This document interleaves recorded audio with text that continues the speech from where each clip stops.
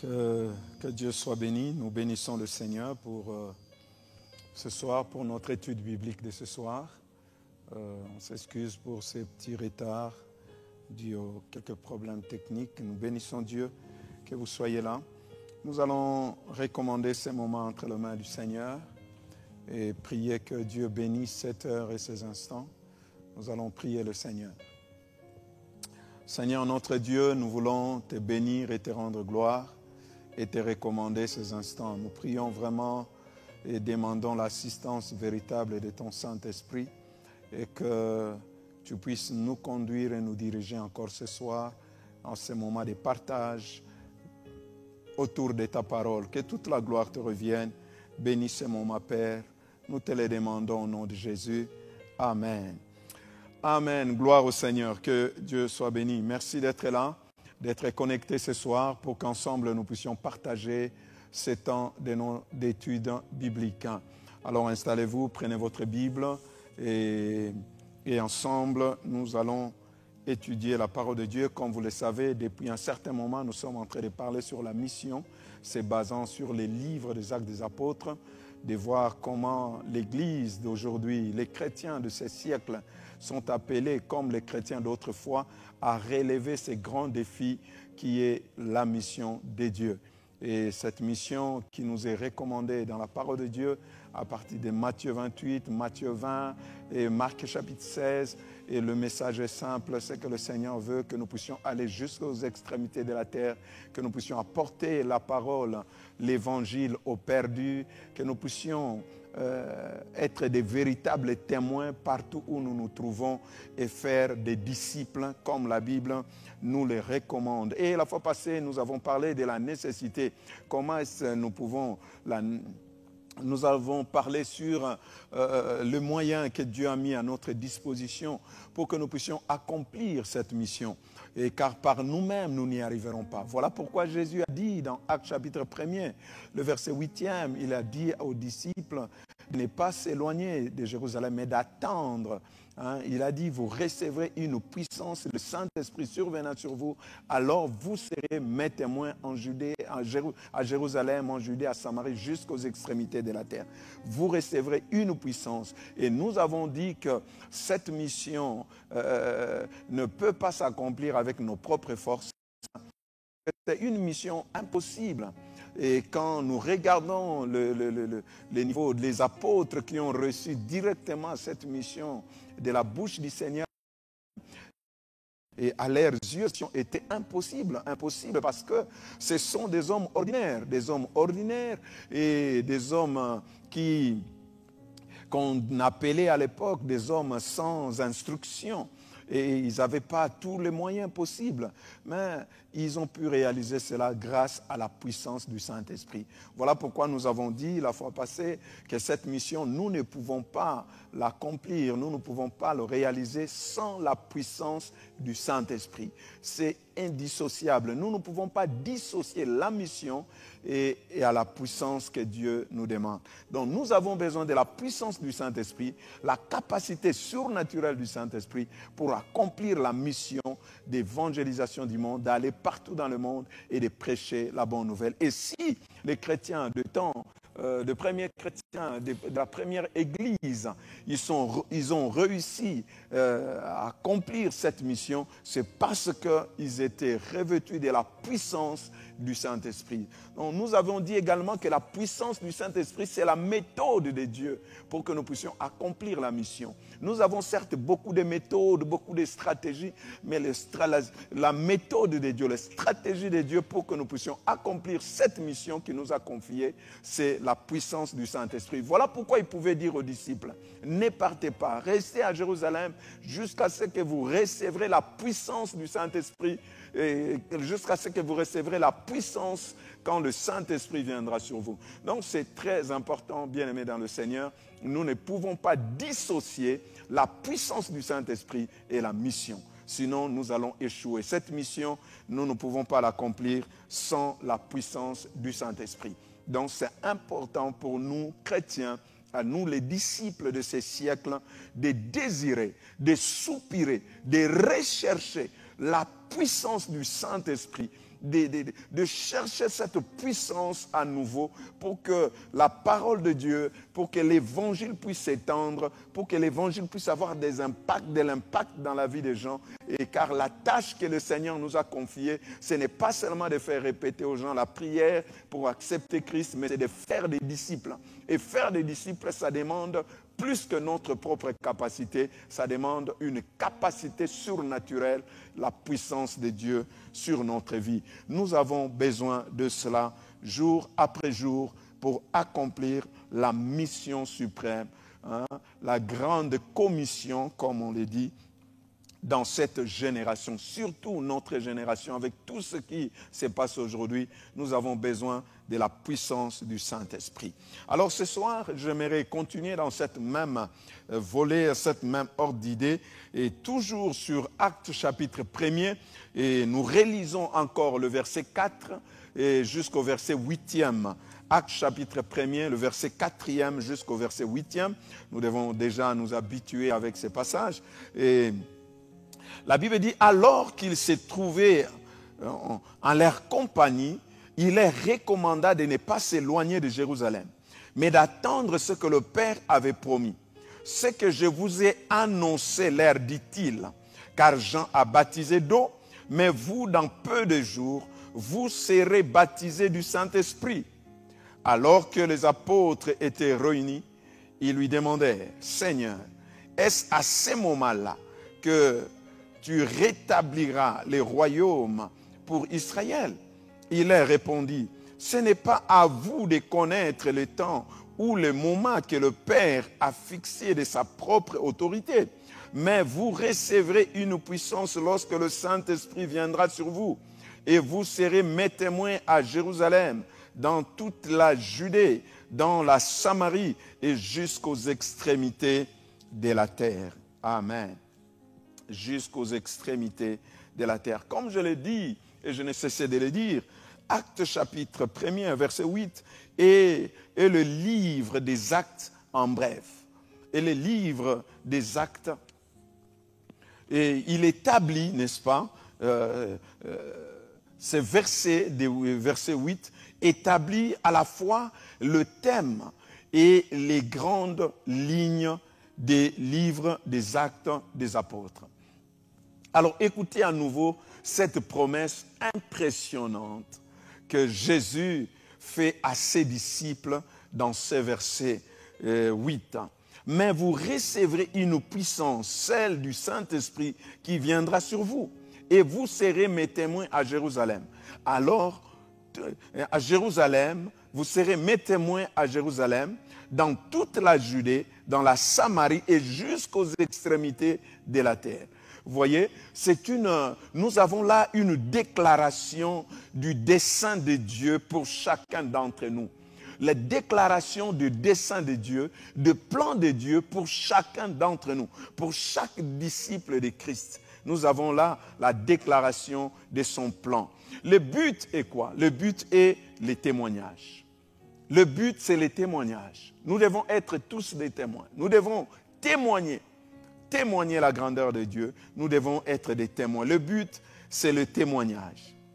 Les moyens d'accomplir ce but, la Bible le révèle, est le baptême du Saint-Esprit. C'est pourquoi Jésus a ordonné, n'est-ce pas, au verset 4, de ne pas s'éloigner de Jérusalem, mais d'attendre ce que le Père avait promis. Dit-il, ce que je vous ai annoncé, leur dit-il, car Jean a baptisé d'eau, mais vous, dans peu de jours, vous serez baptisés du Saint-Esprit.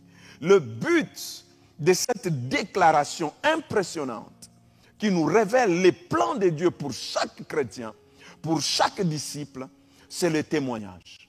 Et le moyen pour accomplir ce témoignage, c'est le baptême dans le Saint-Esprit. C'est le baptême dans le Saint-Esprit. Pour que nous puissions atteindre ce but, nous devons nous revêtir, être baptisés du Saint-Esprit. C'est ce que Jésus-Christ dit. Et notre sujet ce soir est le baptême du Saint-Esprit. Le baptême du Saint-Esprit tel que nous le trouvons dans les livres des actes des apôtres. Que veut dire Luc qu'est-ce que Luc veut dire lorsqu'il parle du baptême du Saint-Esprit? Comment? Qu'est-ce qu'il veut dire lorsqu'il parle du baptême du Saint-Esprit? Alors, comme base pour comprendre les actes des apôtres, bien-aimés, nous allons explorer cette question et parler un peu de la façon dont nous pouvons recevoir ces merveilleux cadeaux de notre Père Céleste. Nous allons parler du baptême du Saint-Esprit ce soir et à la lumière des actes des apôtres, de ces livres merveilleux, car c'est le moyen de Dieu pour que nous puissions atteindre les nations, accomplir le but pour lequel Dieu nous a appelés à le servir. Alors, le baptême notre mot français baptisé est essentiellement une traduction directe du mot grec baptizo. Baptizo. Et c'est ce qu'on appelle baptiser. Donc c'est le mot grec, ça vient du mot grec baptizo, baptiser. Et sa racine signifie quoi? Ça signifie tremper, n'est-ce pas? Ou immerger dans. Tremper ou immerger. Plonger dans. Plonger dans, immerger dans. C'est ce que veut dire ces mots baptizo ou baptiser. Alors si nous regardons la Bible, nous allons voir qu'il y a au moins 4 baptêmes différents dans le Nouveau Testament. 4 baptêmes différents dans le Nouveau Testament. Ainsi, lorsque nous voyons le terme baptême dans les Écritures, il ne se réfère pas toujours à la même chose. Parce qu'il y a 4 sortes de baptêmes dans le Nouveau Testament. Et quand nous voyons le mot baptême, ça ne se réfère pas forcément à la même chose. Donc c'est important de regarder, de comprendre les contextes pour comprendre de quel baptême parle-t-on dans ces passages. Tout d'abord, il y a ce que nous appelons le baptême de Jean.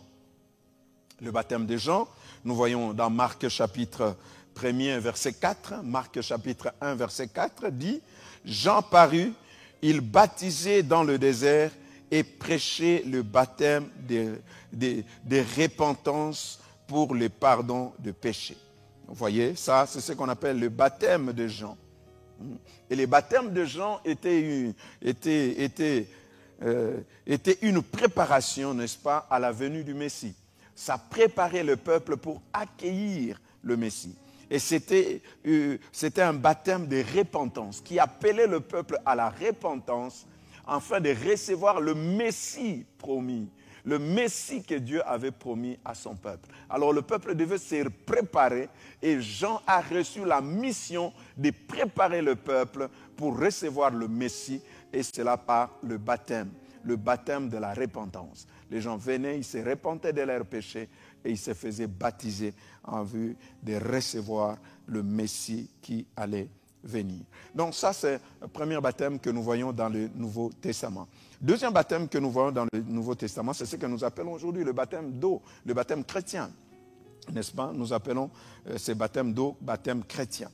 Et ce baptême plutôt est bel et bien différent de celui de Jean-Baptiste, qui est le baptême de la repentance. Et nous pouvons voir dans Actes 19, versets 1 à 5, l'apôtre Paul, n'est-ce pas, établir cette différence dans Actes 19, versets 1 à 5. La Bible dit, pendant qu'Apollos était à Corinthe, Paul arriva à Éphèse après avoir traversé les hautes provinces de l'Asie. Il rencontra quelques disciples et leur dit, « Avez-vous reçu le Saint-Esprit lorsque vous avez cru ?» Ils lui répondirent, « Nous n'avons même pas entendu parler d'un Saint-Esprit. » Il demanda, « Quel baptême avez-vous donc reçu ?» Ils répondirent, « Le baptême de Jean. » Okay? Le baptême de Jean, c'est-à-dire le baptême de la repentance. Le baptême de Jean. Alors Paul dit, « Jean a baptisé du baptême de repentance, en disant au peuple de croire à celui qui venait après lui, c'est-à-dire en Jésus. le Messie. Sur ces paroles, ils furent baptisés au nom du Seigneur. Sur ces paroles, donc Paul a trouvé un groupe de disciples à qui il va poser une question. Est-ce que vous avez reçu le Saint-Esprit quand vous avez cru? Ils ont dit non, nous n'avons même pas entendu parler du Saint-Esprit. Alors, mais de quel baptême avez-vous été baptisés? Il dit, nous avons été baptisés du baptême de Jean. Oh, ok. Jean a baptisé. Le baptême de Jean, c'était pour préparer les gens à croire à celui qui venait après lui, donc c'est-à-dire Jésus-Christ, pour le préparer à recevoir Jésus-Christ. Et après leur avoir expliqué ces choses, la Bible dit, il les baptisa au nom du Seigneur Jésus. Il les baptisa au nom du Seigneur Jésus. Donc ça, c'est très important. Il les a donnés à nouveau le baptême. Il les a fait passer dans le baptême d'eau à nouveau au nom de Jésus. C'est ce que nous appelons le baptême chrétien. Le baptême chrétien et que Christ lui-même a établi. Paul a fait quoi? Paul, après qu'il leur avait expliqué les choses, il va les rebaptiser. Il va les rebaptiser et c'est le baptême chrétien. Donc ça, c'est le deuxième, là, le second baptême que nous voyons.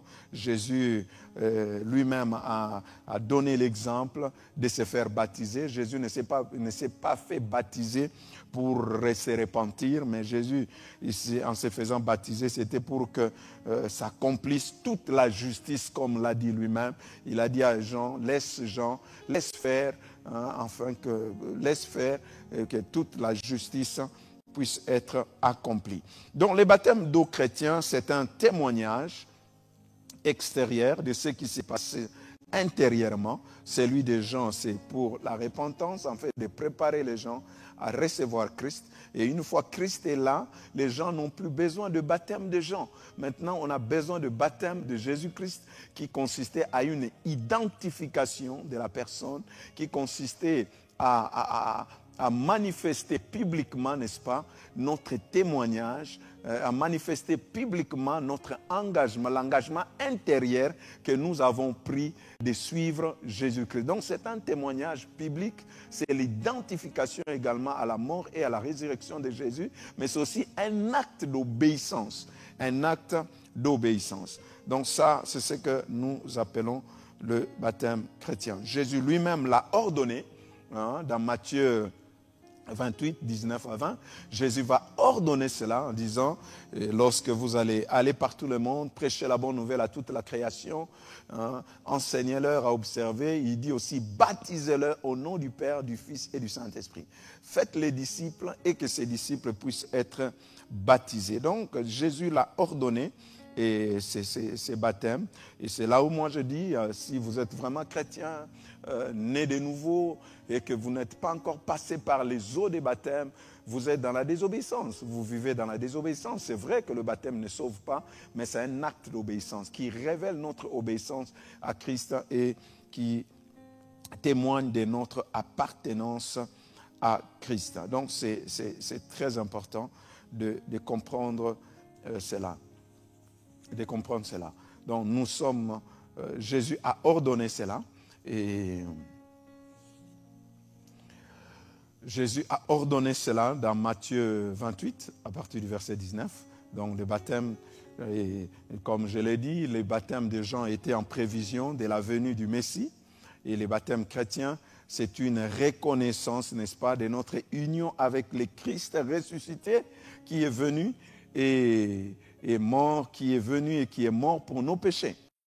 Donc c'est cette reconnaissance et de notre union avec le Seigneur. Troisième sorte de baptême que nous trouvons, Jésus lui-même en a parlé. Jésus a parlé de son propre baptême, de la souffrance. Dans Luc 12, verset 50, il dit ceci, « Il y a un baptême dont je dois être baptisé.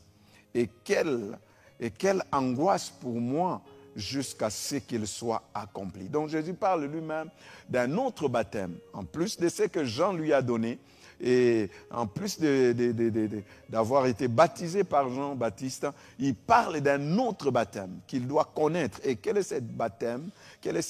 C'est le baptême de la souffrance. Là, il fait allusion à toute la souffrance qu'il va endurer jusqu'à être pendu à la croix. Et c'est de ça qu'il fait allusion. Et il fait allusion à cela, même en posant aux disciples s'ils étaient prêts à vivre et expérimenter également ce baptême de souffrance. Donc, dans Marc chapitre 10, il en parle pour ses disciples en demandant à Jacques et à Jean. Dans le verset 38, il dit, « Pouvez-vous boire la coupe que je boirai, que je bois, et que je veux boire plutôt, ou être baptisé du baptême dont je veux être baptisé ?» C'est Jésus qui pose la question. Il dit que lui-même, il attend. Il y a un baptême qu'il doit connaître, qu'il va subir. C'est le baptême de la souffrance. Mais il pose aussi la question à ses disciples. Est-ce que vous pouvez vous aussi boire cette coupe? Est-ce que vous pouvez aussi boire et passer par le baptême par lequel je veux passer? Est-ce que vous pouvez le faire? Nous connaissons les disciples ont accepté, ils disent oui, ils peuvent le faire. Donc, il y a le baptême de Jean, il y a le baptême chrétien, il y a le baptême de Jésus, le baptême de la souffrance que Jésus-Christ lui-même évoque. Et quatrième baptême que nous voyons dans la Bible, c'est ce qui nous intéresse ce soir. C'est le baptême du Saint-Esprit. C'est le baptême du Saint-Esprit. C'est le quatrième baptême que nous voyons dans la Bible.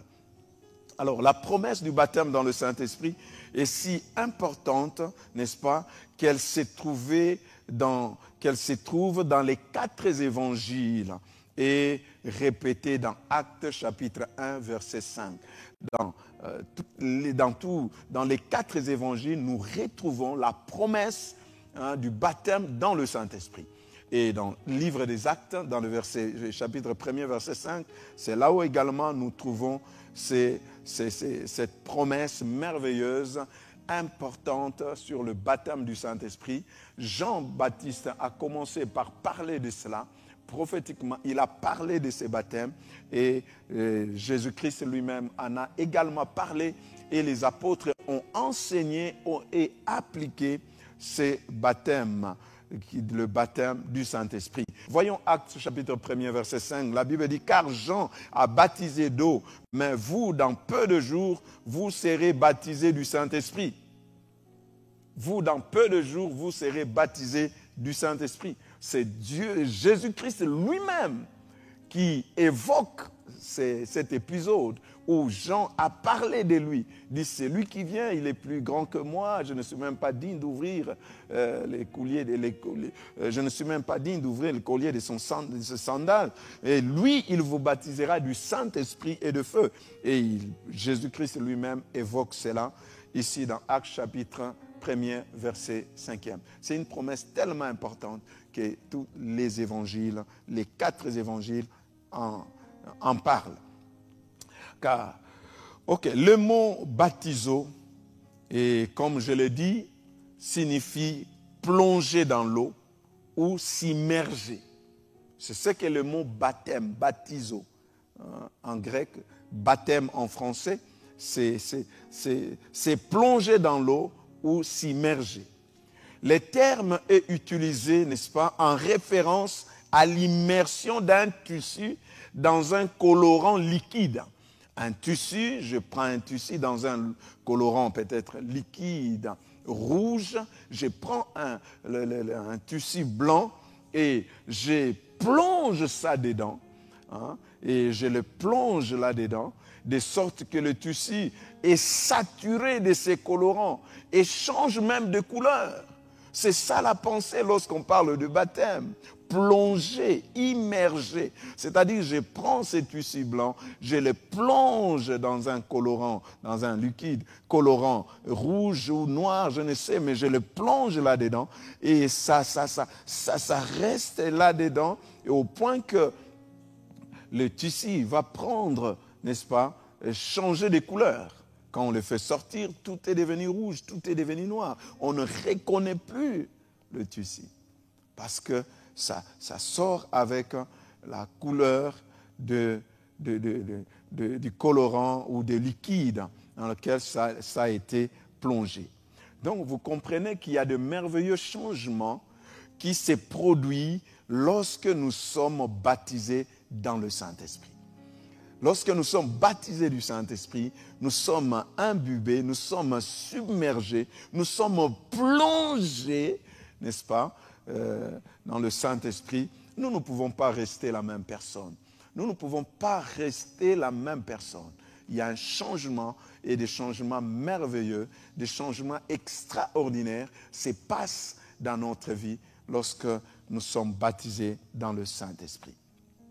Et ça, c'est très important.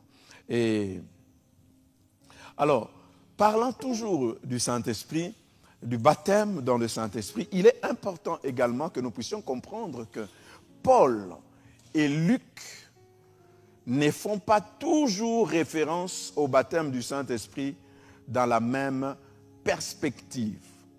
Ils ne font toujours pas référence au baptême du Saint-Esprit dans la même perspective, dans la même direction.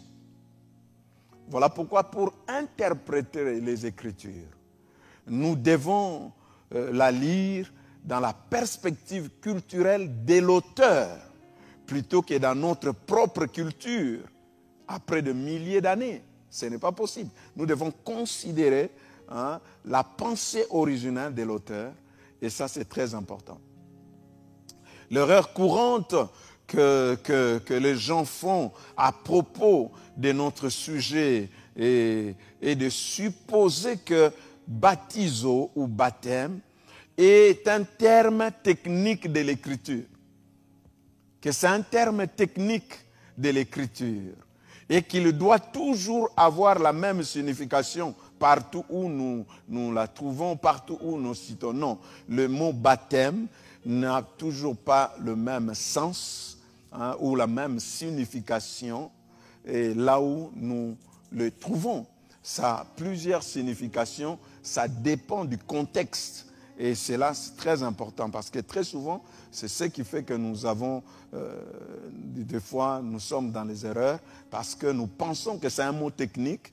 Donc, partout où je vois ce mot, sûrement, ça fait référence à ceci ou à cela. Donc, c'est très important de comprendre cela. Et quand nous lisons l'apôtre Paul, nous allons voir que Paul a un autre point d'intérêt lorsqu'il parle de se faire baptiser dans l'esprit que Luc dans les livres des Actes des Apôtres. Que Luc dans les livres des Actes ou de Luc, dans l'évangile de Luc ou les livres des Actes des Apôtres, parce que Luc est l'auteur de l'évangile de Luc et du livre des Actes des Apôtres, de ces deux livres. Alors par exemple, voyons voir dans 1 Corinthiens chapitre 12, verset 13. 1 Corinthiens chapitre 12, verset 13. L'apôtre Paul, c'est lui qui parle. Paul se concentre sur la conversion. Et lisons un peu le passage. Dans 1 Corinthiens chapitre 12, verset 13, la Bible dit ceci. En effet, que nous soyons juifs ou grecs, esclaves ou libres, nous avons tous été baptisés dans un seul esprit pour former un seul corps. Et nous avons tous bu à un seul esprit. L'apôtre Paul parle là du baptême de l'esprit. Il dit, nous avons tous été baptisés d'un seul esprit. Nous avons tous été baptisés dans un seul esprit. Alors, de quel baptême l'apôtre Paul parle? À quoi il fait allusion lorsqu'il parle ici d'être baptisé dans un seul esprit? Paul se concentre ici sur la conversion. Et le baptême dans l'esprit signifiant l'entrée dans le corps du Christ pour devenir membre du corps de Christ.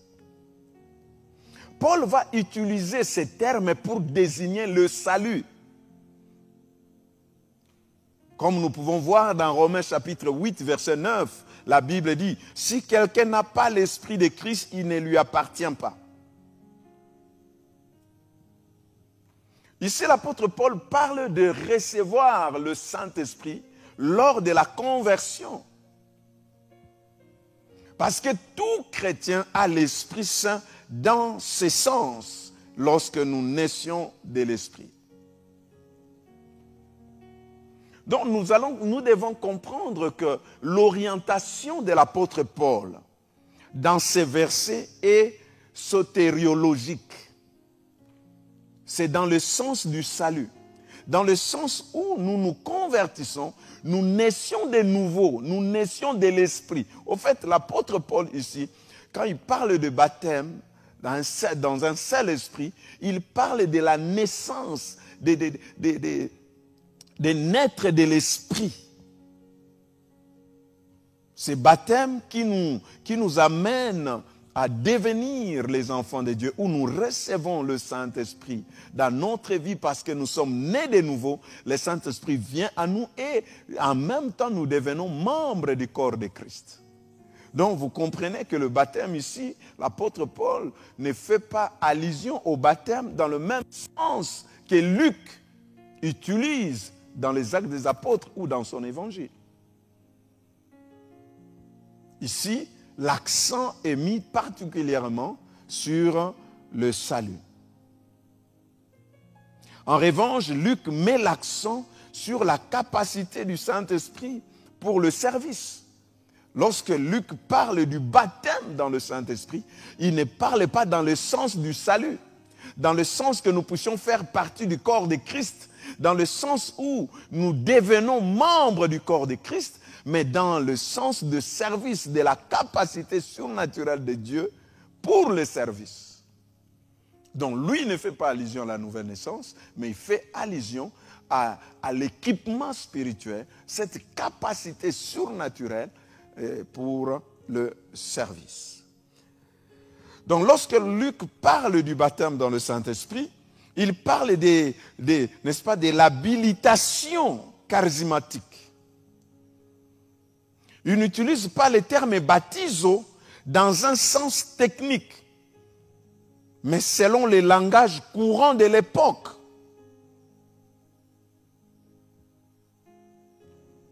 Donc chacun, Paul comme Luc, doit être compris dans le contexte de son écriture. Il y a un travail de l'esprit à la conversion qui nous incorpore dans le corps du Christ, ce que nous appelons la nouvelle naissance, ou naître de l'esprit. Mais il y a un travail supplémentaire de l'esprit que Luc veut que nous comprenions et qui nous donne, n'est-ce pas, la puissance pour le travail du ministère, le baptême dans le Saint-Esprit.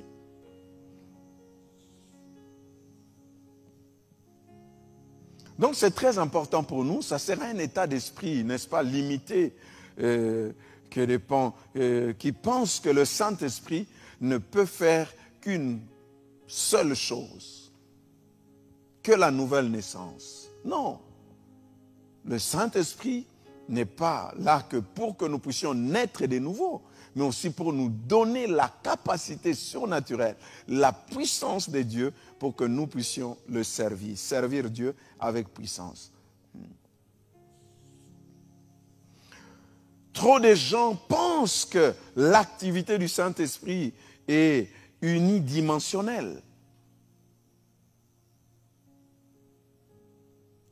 Le Saint-Esprit nous place dans le corps de Christ. Nous devenons membres du corps de Christ parce que nous naissions de nouveau, nous naissions de l'Esprit.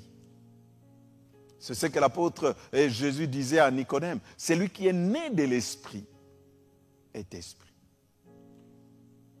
Naître de l'Esprit. Donc, il s'agit de la nouvelle naissance et l'apôtre Paul évoque cela lorsqu'il parle du baptême. C'est pour nous montrer que le Saint-Esprit place les gens dans le corps de Christ. Luc, lui, il nous montre que le Saint-Esprit nous donne la puissance pour le service, pour servir le Seigneur.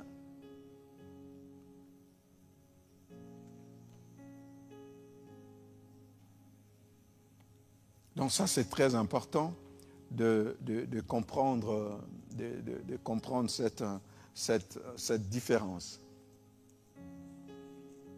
Donc là, je viens de vous signaler, de vous parler de la façon dont Paul et Luc utilisent un terme similaire, mais en référence à deux expériences différentes. Donc l'expérience dont parle l'apôtre Paul, C'est l'expérience de la nouvelle naissance. L'expérience dont parle Luc dans les Actes des Apôtres, et c'est l'expérience de la capacité surnaturelle du Saint-Esprit, le baptême dans le Saint-Esprit. C'est autre chose.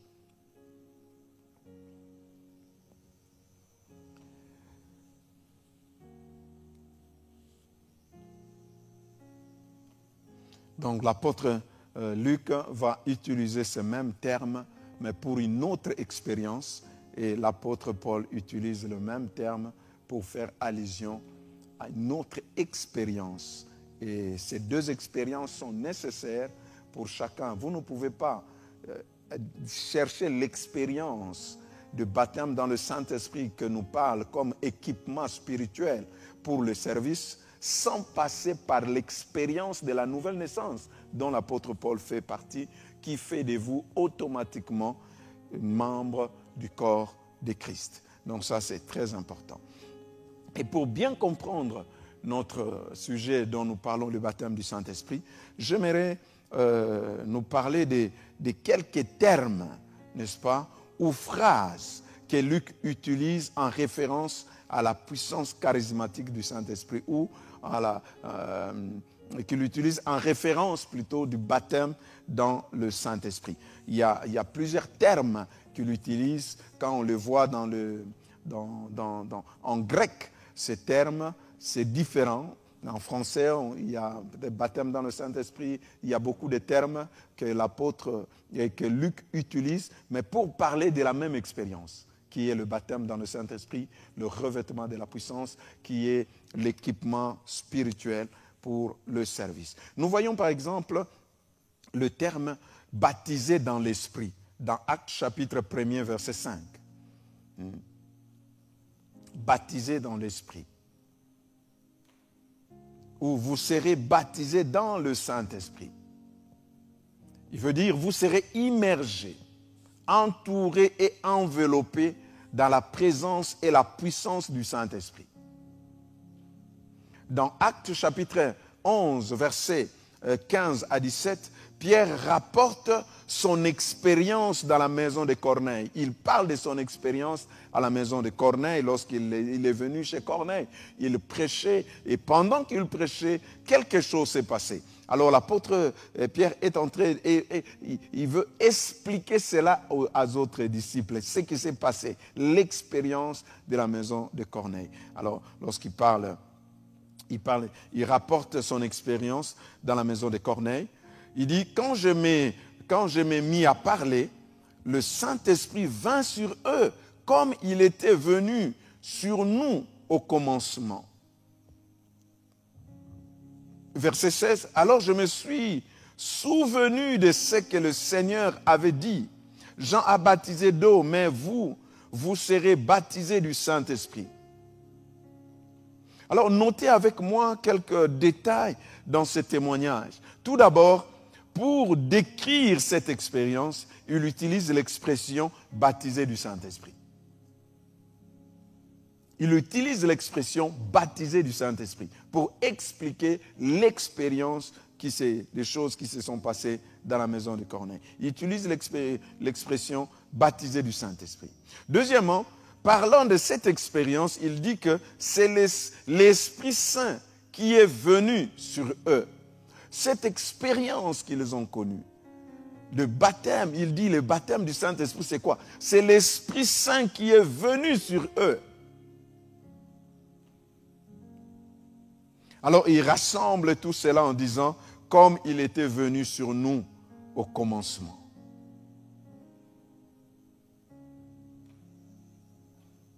Donc, cette expérience est appelée aussi le baptême dans le Saint-Esprit. Le baptême dans le Saint-Esprit.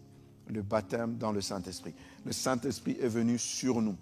Et il ne parle pas de en nous, qui vit en nous, mais il est venu sur nous.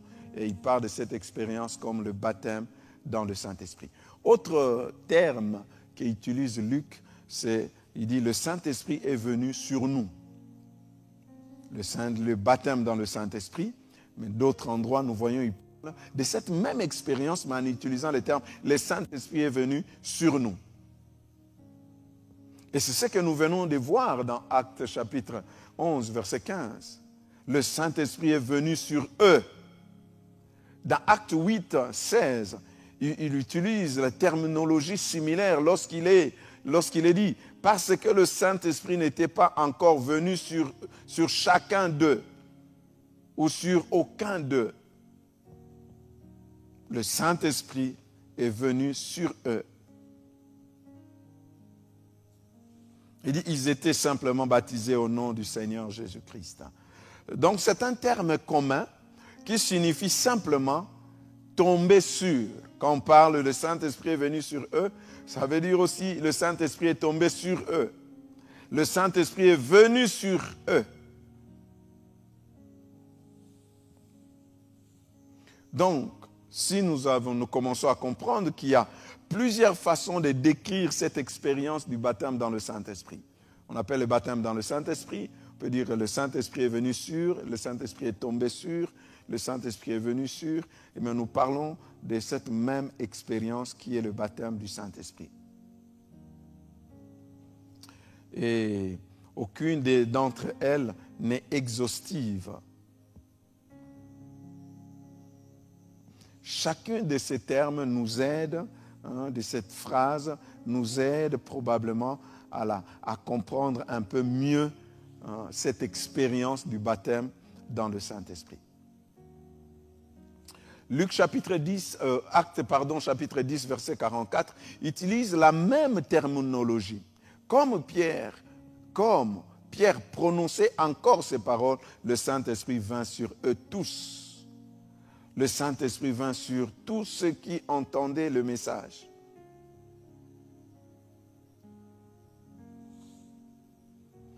D'autres versions parlent, le Saint-Esprit est tombé sur eux. Le Saint-Esprit est venu sur eux tous.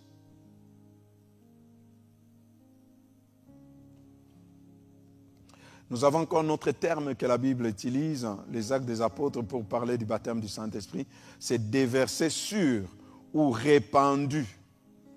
Nous voyons ça dans Actes chapitre 2, verset 33. Pierre utilise le verbe ekao pour décrire le baptême dans le Saint-Esprit. Le terme est généralement traduit par verset. Dans Actes 2, 33, l'apôtre Pierre parle de Jésus. Il dit ceci, « Élevé à la droite de Dieu, il a reçu du Père le Saint-Esprit qui avait été promis et il a déversé comme vous le voyez et l'entendez. » Il a répandu, dans d'autres versions, il est dit, il a répandu comme vous le voyez et l'entendez. Où Pierre trouve-t-il cette terminologie? Il la tire de la Septante, qui est les Écritures, une portion des Écritures qu'on appelait la Septante. C'est de là qu'il tire cette déclaration. Dans le dernier jour, dit Dieu, je déverserai de mon esprit sur tout être humain. Vos fils et vos filles prophétiseront, vos jeunes gens auront des visions et vos vieillards auront des rêves. Il tire cela de Joël, que nous connaissons, Joël chapitre 2, verset 28.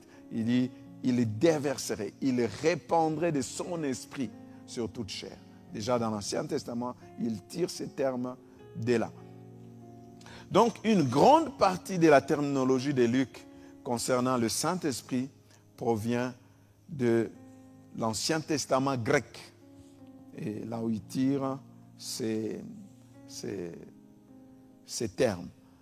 Autre terme que nous voyons, c'est revêtu du Saint-Esprit.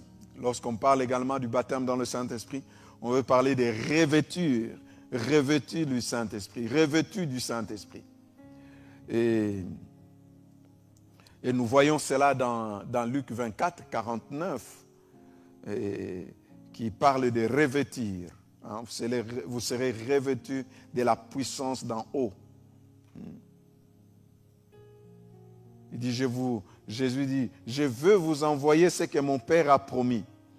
mais restez dans la ville jusqu'à ce que vous serez revêtus de la puissance d'en haut, enveloppés, habillés de la puissance d'en haut. Il parle du baptême dans le Saint-Esprit. Donc il parle du baptême dans le Saint-Esprit. Restez là jusqu'à ce que vous serez revêtus de la puissance du Saint-Esprit. Donc, être revêtu de la puissance d'en haut, c'est aussi un autre terme pour parler du baptême dans le Saint-Esprit. Autre terme que nous voyons aussi, c'est rempli du Saint-Esprit. Nous le voyons dans Actes chapitre 2, verset 4. Tous furent remplis du Saint-Esprit et se mirent à parler en d'autres langues, selon quel esprit leur donnait de s'exprimer. Remplis du Saint-Esprit. Nous voyons également ces mêmes termes dans Actes chapitre 4, verset 31. Ça utilise le même terme, la même terminologie. Quand ils eurent prié, l'endroit où ils étaient rassemblés trembla. Ils furent tous remplis du Saint-Esprit et annonçaient la parole de Dieu avec assurance. Alors, qu'est-ce que j'essaie d'établir avec tout cela? Nous voulons simplement nous rendre compte que divers termes sont utilisés pour décrire l'expérience du baptême dans le Saint-Esprit. Divers termes sont utilisés pour parler de cette expérience merveilleuse, extraordinaire, puissante du baptême dans le Saint-Esprit.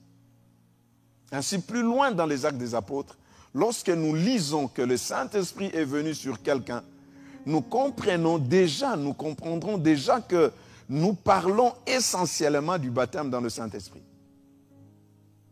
Alors, lorsque nous arrivons à chaque passage, nous pouvons parler de certains des facteurs contextuels, mais cette compréhension des bases nous sera utile de comprendre qu'il y a plusieurs termes qu'on peut utiliser pour parler de cette expérience du baptême dans le Saint-Esprit. Notre terme aussi qui est utilisé, c'est recevoir le Saint-Esprit. Vous voyez, on parle aussi de recevoir le Saint-Esprit. C'est un autre terme utilisé pour décrire également le baptême du Saint-Esprit. En grec, on parle de cela, on dit lambano. C'est un terme grec qui veut dire lambano. Là encore, il s'agit d'un mot extrêmement courant qui signifie simplement prendre ou recevoir. Donc le baptême du Saint-Esprit, ça se reçoit. Il faut le recevoir. Acte 8, 15, la Bible dit, lorsqu'ils furent arrivés, ils prièrent pour eux, afin de recevoir le Saint-Esprit. Dans Acte 19, verset 2, Paul demande aux anciens, aux disciples d'Éphèse, avez-vous reçu, vous voyez, le Saint-Esprit quand vous avez cru?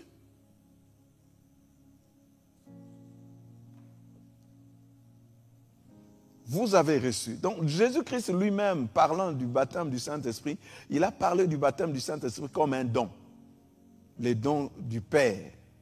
Et c'est ce qu'il a dit dans le verset 4 de Actes chapitre 1er. Il parle de cela comme des dons du Père, que le Père veut accorder, donner. Alors, il n'y a qu'une seule chose à faire par rapport au don, c'est de le recevoir. Nous n'avons pas, c'est un don, le baptême du Saint-Esprit. Donc cela nous montre que nous ne gagnons pas le baptême dans le Saint-Esprit, mais nous le recevons. C'est un don que Dieu nous fait, que nous devons simplement recevoir. Nous n'avons pas à payer de l'argent pour cela. Vous vous souvenez de ces magiciens qui voulaient payer l'argent pour recevoir ces dons du baptême dans le Saint-Esprit. L'apôtre Pierre a crié sur lui. Et parce que ça ne se paye pas avec l'argent. C'est un don que Dieu nous fait, que nous devons simplement recevoir gratuitement et par la foi. Donc, notre seule responsabilité par rapport au baptême du Saint-Esprit, c'est de le recevoir, d'accepter ce que Dieu nous donne. Donc nous avons vu que tous ces différents termes et expressions se réfèrent essentiellement à la même expérience, le baptême dans le Saint-Esprit. Le baptême dans le Saint-Esprit. Une expérience extraordinaire, une expérience merveilleuse. Quand vous lisez les Actes des Apôtres, vous avez l'impression, pas seulement l'impression, mais c'est ce qui se passe, c'est que les apôtres avaient un souci, que chaque croyant, chaque personne qui se convertissait et qui naissait de nouveau, puisse expérimenter cette expérience, puisse vivre l'expérience du baptême dans le Saint-Esprit. Voilà pourquoi dans Acte 19, l'apôtre Paul est étonné quand il trouve les disciples d'Éphèse. Il dit, mais avez-vous reçu le Saint-Esprit quand vous avez cru? Avez-vous goûté à cette expérience? C'est une expérience à vivre. C'est une expérience auquel vous devez goûter. Il faut vivre cette expérience. Pour ceux qui ont vécu cela, ils ne peuvent que désirer et souhaiter, pas autre chose pour les autres. Donc c'est une expérience, mon frère, que tu dois vivre, auquel tu dois aspirer, que tu dois rechercher pour expérimenter cela. L'expérience du baptême dans le Saint-Esprit. Ça ne peut pas, on ne peut pas dire je peux m'en passer. Non, ce n'est pas une expérience où nous devons nous en passer. Ou oui, ou non, bon, je peux ou je ne peux pas. Je veux ou non, non, non. C'est quelque chose que nous devons expérimenter. Si Jésus-Christ lui-même a dit aux disciples de ne s'engager à rien, d'attendre jusqu'à ce qu'ils seront baptisés du Saint-Esprit, cela nous montre l'importance du baptême dans le Saint-Esprit. Que nous en avons besoin aujourd'hui. Nous avons besoin du baptême dans le Saint-Esprit aujourd'hui. Mais c'est étonnant de voir qu'il y a des chrétiens qui peuvent penser, qui peuvent s'en passer de ce baptême, qui peuvent vivre leur vie chrétienne sans le baptême dans le Saint-Esprit. Mais ce n'est pas logique, ce n'est pas normal. Le Seigneur veut que nous puissions expérimenter le baptême dans le Saint-Esprit. Il est vrai, le baptême du Saint-Esprit ne nous sauve pas. Il est vrai, ce n'est pas le baptême du Saint-Esprit qui nous sanctifie. Mais le baptême du Saint-Esprit nous équipe, nous donne les capacités surnaturelles pour que nous puissions servir Dieu avec efficacité, avec force et puissance. Il y a tellement des avantages liés à cette expérience que nous devons désirer cela et que nous devons encore interpeller le chrétien, prêcher cela pour que la soif soit attisée dans le cœur des chrétiens pour rechercher et désirer ces merveilleuses expériences du baptême dans le Saint-Esprit. Or, je me souviens, dès le début de notre conversion, il y a une seule chose auquel on aspirait, qu'on recherchait, c'est de vivre cette expérience du baptême dans le Saint-Esprit. Et cette expérience, c'est que est merveilleux dans cette expérience du baptême dans le Saint-Esprit, tel que nous pouvons le voir dans les Actes des Apôtres, est toujours suivi d'un signe évident. Et le signe évident du baptême dans le Saint-Esprit, c'est le parler en langue. Le parler en d'autres langues. Nous aurons l'occasion d'en parler en détail, c'est quoi et quels sont les bénéfices attachés à cela. Mais nous voyons cela dans tous les livres des Actes des Apôtres. De parler en d'autres langues. Ce n'est pas une invention des hommes. C'est vraiment une grâce que Dieu donne. Tous ceux qui sont baptisés par le Saint-Esprit ont été reconnus. Le baptême du Saint-Esprit a été reconnu et reconnu par un signe. Le signe audible, c'est le parler en d'autres langues. C'est le signe que nous voyons dans tous les Actes des Apôtres. Partout où les gens étaient baptisés du Saint-Esprit, ils se sont mis à parler en langue. Quelques exceptions ont été faites où les gens ont parlé en langue et ils ont prophétisé au même moment. Mais ils ont parlé en langue et ils ont prophétisé, comme dans Acte 19. Ils ont parlé en langue et ils ont prophétisé. Mais partout où les gens, on parle du baptême dans le Saint-Esprit. Le Saint-Esprit est venu sur eux comme dans Actes chapitre 10, 44, lorsqu'il est venu chez Corneille. Il a soufflé dans la maison de Corneille. Le Saint-Esprit est venu sur chacun de ces hommes qui étaient là. Bien sûr aussi peut-être aussi des femmes qui étaient là. La Bible dit, tous se sont mis à parler en langue. Et c'est là où l'apôtre Paul reconnaît, dit, waouh, c'est comme nous. au commencement. Nous aussi, ça nous est arrivé comme ça. Nous aussi, quand le Saint-Esprit est venu sur nous, voilà ce qui s'est passé. On s'est mis à parler en d'autres langues. Ce n'est pas des langues inventées, imaginaires, mais l'Esprit dépose, l'Esprit inspire cela, l'Esprit dépose cela. Donc c'est très important de soupirer, de désirer après le baptême dans le Saint-Esprit. C'est un équipement spirituel que Dieu nous donne pour que nous puissions accomplir notre mission avec efficacité et avec succès. Pour que nous ne soyons pas des chrétiens craintifs, des chrétiens faiblards, des chrétiens craintifs, des chrétiens sans puissance, des chrétiens vidés des capacités de Dieu. Mais le baptême du Saint-Esprit, c'est aussi une porte qui nous ouvre sur la vie surnaturelle de Dieu. Ça nous ouvre sur la vie surnaturelle de Dieu. Ça nous fait goûter le surnaturel de Dieu. Nous expérimentons le surnaturel de Dieu. Ça éveille notre esprit, n'est-ce pas? Et ça, c'est très important. Nous ne pouvons pas nous en passer. Nous ne pouvons pas dire nous n'avons pas besoin et nous allons vivre notre vie chrétienne normale. Non. Je crois que nous ne pouvons pas vivre une vie chrétienne normale. Parce que déjà, la vie chrétienne elle-même, elle n'est pas normale par rapport à la vie de ce monde. Et nous ne pouvons pas dire je vais vivre une vie chrétienne normale. Qu'est-ce que nous appelons une vie chrétienne normale? Une vie chrétienne normale, une vie chrétienne sans puissance, sans autorité, sans impact, sans vie. Une vie qui ne communique rien. Non, ce n'est pas ça la vie chrétienne. La vie chrétienne, c'est une vie d'impact. C'est une vie qui communique quelque chose, qui dégage quelque chose. Quand les gens vous rencontrent, quand les gens entrent en contact avec vous, ils reçoivent quelque chose. Quand les gens entrent en contact avec vous, ils sont impactés d'une manière ou d'une autre. Quand les gens entrent en contact avec vous, ils sont touchés. Ils sont touchés par cette vie. C'est ça la vie chrétienne. Et cette vie, nous pouvons la vivre que par la puissance du Saint-Esprit, le baptême dans le Saint-Esprit. Goûtez à cela, bien-aimés dans le Seigneur. C'est tellement merveilleux, c'est tellement extraordinaire que de vivre cette expérience merveilleuse que Jésus-Christ lui-même a désiré, a souhaité, a recommandé aux disciples de ne pas s'éloigner jusqu'à attendre cette expérience du baptême dans le Saint-Esprit. Donc c'est important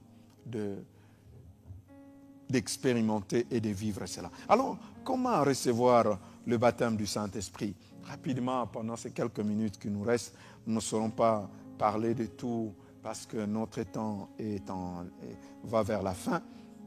Mais comment recevoir? La première des choses que nous devons savoir, c'est la clé pour recevoir le baptême dans le Saint-Esprit, c'est la repentance. Parce que le baptême du Saint-Esprit, ce n'est pas pour les inconvertis. Le baptême du Saint-Esprit, c'est pour les hommes et les femmes qui se sont repentis, qui ont donné leur vie à Jésus, qui sont nés de nouveau. C'est à eux que ce don merveilleux a été donné, à ceux qui ont donné leur vie à Jésus-Christ. C'est à eux que le Seigneur a donné ces dons extraordinaires. Et c'est ce que l'apôtre Paul souligne dans Actes chapitre 2, verset 38. Il souligne cela en disant « Repentez-vous et que chacun de vous soit baptisé au nom de Jésus-Christ pour le pardon de vos péchés et vous recevrez les dons du Saint-Esprit. » Et vous recevrez les dons du Saint-Esprit.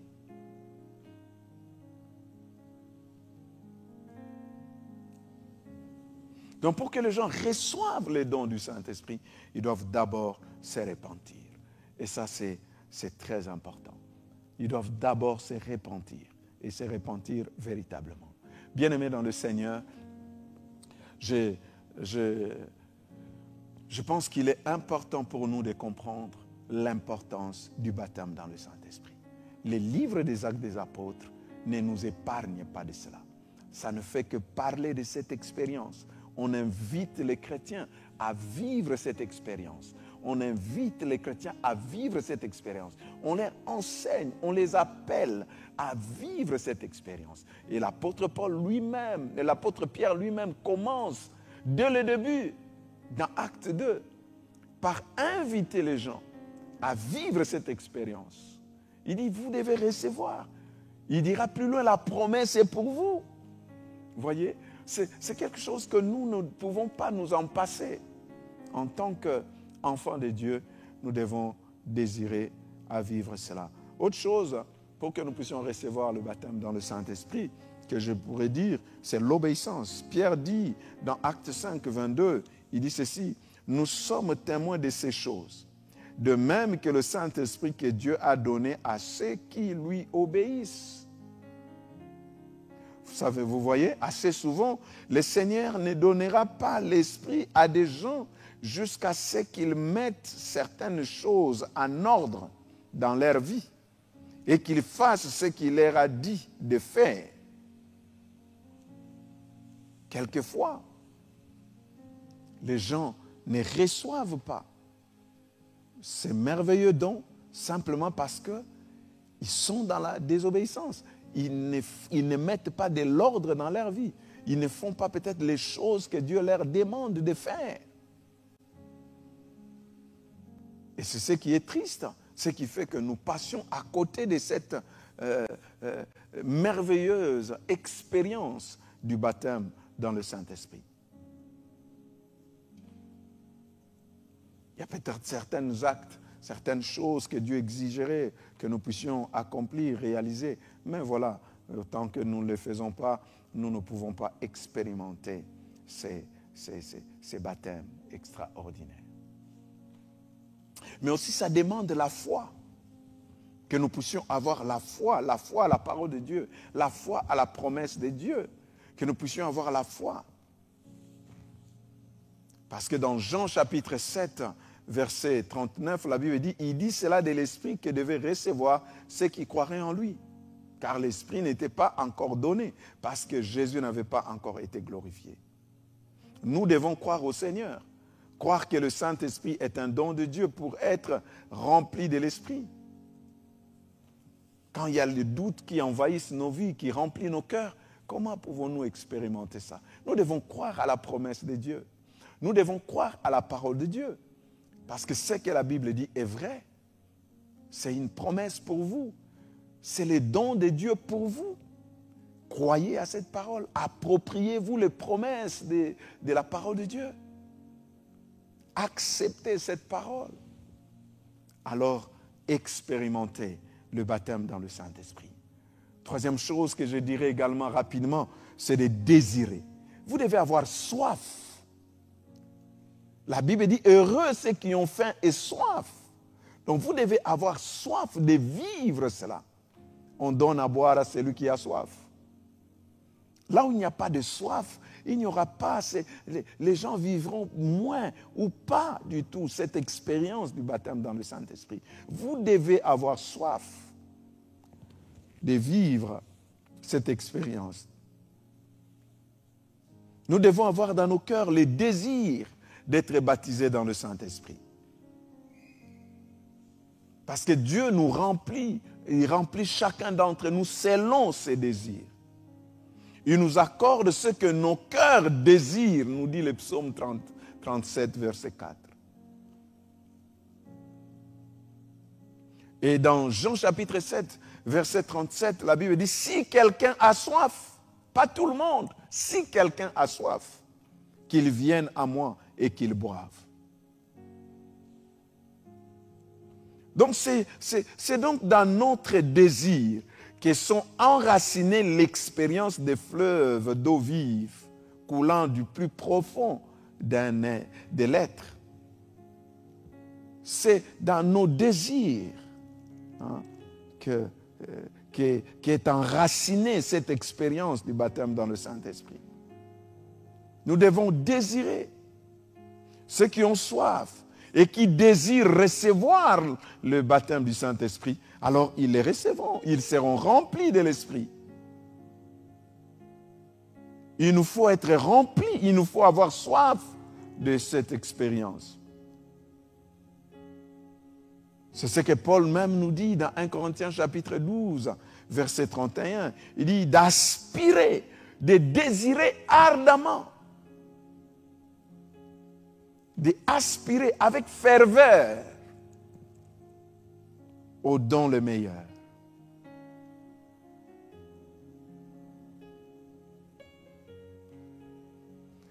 Les dons du Saint-Esprit ne sont pas vraiment donnés aux personnes qui ne s'intéressent pas aux choses de Dieu. Nous devons rechercher, désirer, aspirer, nous recommande la parole de Dieu. Si nous voulons expérimenter cela. Des fois, nous ne les désirons pas. Et c'est pourquoi nous ne l'expérimentons pas. Avez-vous soif? Si vous avez soif de vivre cette expérience, de là où vous êtes, de chez vous, dans votre chambre, vous pouvez l'expérimenter. J'ai connu des frères qui ils avaient tellement soif, eux-mêmes dans leur chambre. Ils avaient tellement soif, ils l'ont tellement désiré. La soif était là alors qu'ils étaient là dans leur chambre, en train d'adorer, de prier, de chercher la face de Dieu. Voilà, ils étaient du coup baptisés du Saint-Esprit. Ils se sont mis à parler en d'autres langues parce qu'ils avaient soif. Il n'y avait pas nécessairement pour que quelqu'un prie pour eux, pour que quelqu'un pose la main. Je connais des sœurs qui ont fait cette expérience. C'est quoi? Qu'est-ce qui a amené ça? C'est la soif. Dieu répond à notre soif. Là où il y a la soif, Dieu déverse sa grâce. Là où il y a la soif, Dieu déverse ces merveilleux dons, le baptême du Saint-Esprit. Vous aussi, vous pouvez l'expérimenter. Vous aussi, vous pouvez vivre cela. Et ça, c'est très important. Vous pouvez faire cette expérience du baptême dans le Saint-Esprit. Là où vous êtes, chez vous, vous pouvez le faire. Vous pouvez l'expérimenter. Parce que c'est la volonté de Dieu pour vous. C'est ce que Dieu désire. C'est ce que Dieu veut. Car la promesse est aussi pour vous. Ce n'est pas pour une catégorie de personnes, mais c'est pour vous, vous qui croyez en Christ, vous qui avez donné votre vie à Jésus, vous qui l'avez accepté comme Seigneur et Sauveur, vous qui avez soif et qui désirez tant vivre cette expérience, la promesse est pour vous. Et ce soir, vous pouvez l'expérimenter, vous pouvez également le vivre. Que Dieu vous bénisse là où vous êtes et que cette soif soit intensifiée dans votre vie afin que vous puissiez expérimenter véritablement le baptême dans le Saint-Esprit, avec son signe initial du parler en d'autres langues. C'est possible pour vous aujourd'hui, même maintenant, là où vous êtes. Que Dieu vous bénisse. Je vous invite quelques minutes seulement d'incliner vos têtes dans la prière et d'incliner vos têtes pour la prière pour quelques minutes et je prendrai 2 ou 3 questions et après nous allons clôturer ce moment. Inclinons vos têtes dans la prière. Seigneur Dieu, je prie ce soir que là où se trouve mon frère et ma sœur, qui désire tant vivre cette expérience, qui a soif véritablement dans son cœur de vivre cette expérience, que là où il est, le Saint-Esprit puisse le saisir, que le Saint-Esprit puisse venir sur lui, que le Saint-Esprit le remplisse à cet instant même, et que sa coupe déborde, et qu'il puisse recevoir dans le nom puissant de Jésus, ce merveilleux cadeau du baptême dans le Saint-Esprit, avec le signe du parler en langue. Je prie, Seigneur, des temps de répandre à cet instant même ton esprit. Là où se trouve mon frère, ma soeur, dans sa chambre, dans le salon, partout où il se trouve à cet instant, que l'esprit soit répandu, que l'esprit soit déversé, comme au temps d'autrefois. Et comme au jour de la Pentecôte, qu'il se saisisse d'un homme, d'une femme à cet instant même, dans le nom puissant de Jésus-Christ, et que le miracle de la plénitude et du parler en langue soit ton partage. Je le demande au nom puissant de Jésus-Christ. Reçois-le maintenant, au nom de Jésus. Amen. Gloire à Dieu, que Dieu soit béni. Et recevez cela, expérimentez, parlez en d'autres langues, recevez. Et nous continuerons le mardi prochain pour aller un peu plus loin à expliquer ces choses qui sont tellement importantes, qui a fait la différence avec le premier chrétien et dans les actes des apôtres. S'ils l'ont désiré, nous pouvons le désirer. S'ils l'ont expérimenté, nous pouvons l'expérimenter. Que Dieu soit béni. Si il y a quelques questions, nous allons essayer de répondre rapidement pendant ces quelques minutes qui nous restent. Et après, nous allons clôturer et prier ensemble pour clôturer ces moments. Que Dieu soit béni.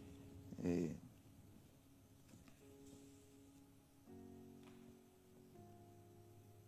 gloire au Seigneur.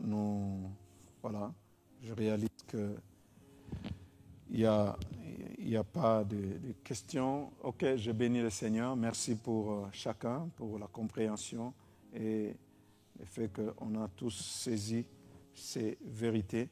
Nous sommes à la fin de notre étude biblique. Je pense que nous avons eu quelques difficultés avec notre chaîne PS TV sur YouTube. Je ne sais pas si vous m'avez suivi sur quelle chaîne. Est-ce que je sais qu'il y a eu quelques difficultés. Mais restez connectés sur notre chaîne et Dieu continuera, ne manquera pas de vous bénir davantage. Voilà.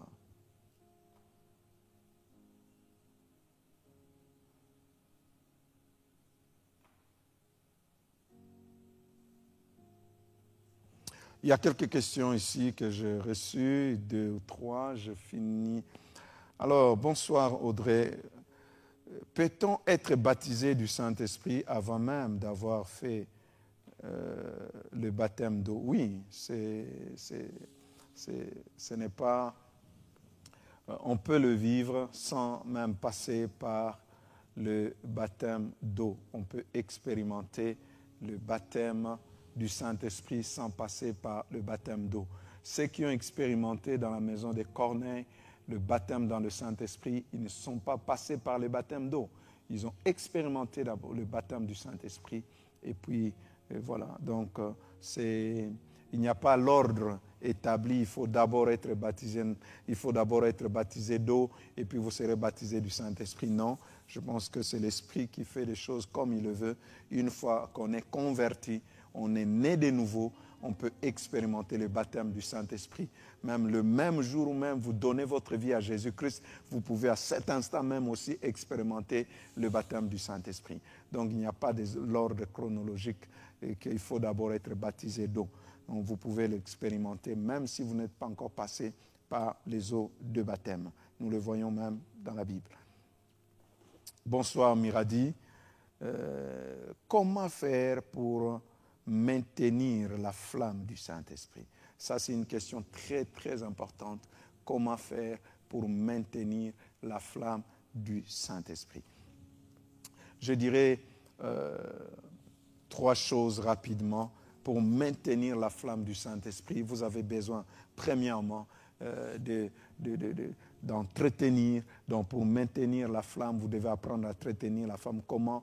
Par la prière. La Bible nous encourage et nous exhorte en disant « priez sans cesse ». Et dans ce même passage, on dit « n'éteignez pas l'esprit ». Comme pour dire, pour ne pas éteindre l'esprit, priez sans cesse. Développez votre vie de prière, cultivez votre vie de prière. Vous allez entretenir la flamme du Saint-Esprit. Deuxièmement, soyez disciplinés dans la méditation de la parole de Dieu. Soyez disciplinés dans la méditation de la parole de Dieu. Vous allez entretenir cette flamme. Et troisièmement, la communion avec les frères. La communion fraternelle, c'est très important. Je sais que nous sommes dans une période un peu particulière où nous sommes confinés, on ne peut plus se rencontrer comme d'habitude, mais il y a toujours plusieurs manières de le faire, soit au téléphone, voilà, nous pouvons entrer en contact les uns les autres. La communion fraternelle nous aide aussi d'entretenir notre flamme spirituelle, la flamme du Saint-Esprit, la communion des frères et sœurs, vous parlez, vous partagez la parole de Dieu, priez ensemble avec eux. Et ça, c'est très important. Ne l'appelez pas pour commencer à parler de n'importe quoi, mais parlez, ayez des moments de prière ensemble, des moments de partage, la communion de frères, vous vous retrouvez entre les frères. Ça vous permet également d'entretenir la flamme du Saint-Esprit. Je peux parler que de ces 3 choses que nous connaissions, mais que nous devons nous appliquer à les faire et pour entretenir la flamme du Saint-Esprit. Et ça, c'est très important. Bonsoir. Parmi les éléments qui montrent que nous avons reçu le Saint-Esprit, il y a notamment le parler en langue. Ma question est de savoir si une personne née de nouveau ne parle pas en langue, a-t-elle vraiment reçu le Saint-Esprit? Oui, il y a une différence entre le fait de recevoir le Saint-Esprit et le fait d'être baptisé du Saint-Esprit. Je l'ai dit, toute personne qui accepte Jésus-Christ comme Seigneur et Sauveur, il a reçu le Saint-Esprit. Parce qu'il a donné sa vie à Christ, il a reçu le Saint-Esprit. Le Saint-Esprit vient vivre en lui, habiter en lui. C'est pourquoi on peut vivre la vie chrétienne. Parce que le Saint-Esprit vit en nous et le Saint-Esprit, c'est lui qui parle à nous en nous disant « Vous êtes les enfants de Dieu ». La Bible dit l'Esprit Saint dit à notre esprit que nous sommes les enfants de Dieu. C'est lui qui met en nous cette certitude, cette conviction, cette assurance que nous sommes les enfants de Dieu. Cependant, il y a une autre expérience que nous devons vivre, que nous devons expérimenter en tant qu'enfants de Dieu et ayant l'Esprit de Dieu. Nous devons expérimenter aussi le baptême du Saint-Esprit, le débordement de l'Esprit, le revêtement de l'Esprit, comme nous l'avons dit. Donc, voilà ce que je peux dire pour ce soir, vu notre temps.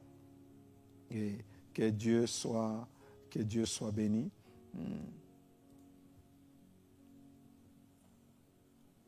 Que Dieu soit béni.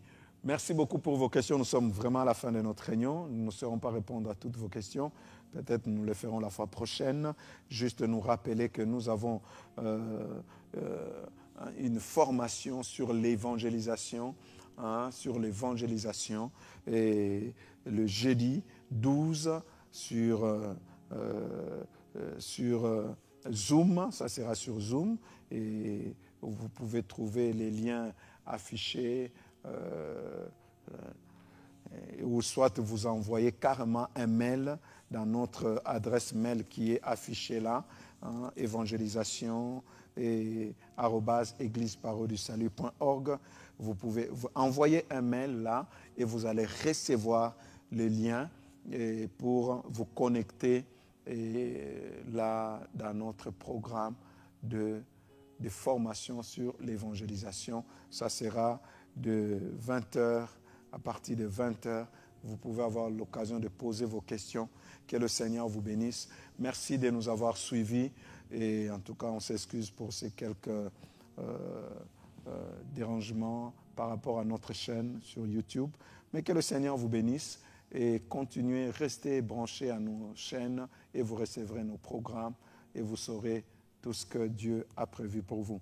Que le Seigneur soit béni. À ce vendredi, encore sur notre chaîne EEPS TV. Connectez-vous à partir de 19h pour nos moments de prière et d'intercession. De 12h à 18h, nous sommes également en ligne. Vous pouvez appeler et vous connecter pour passer le moment de prière avec notre équipe d'intercession. Que Dieu vous bénisse et à très bientôt. Merci.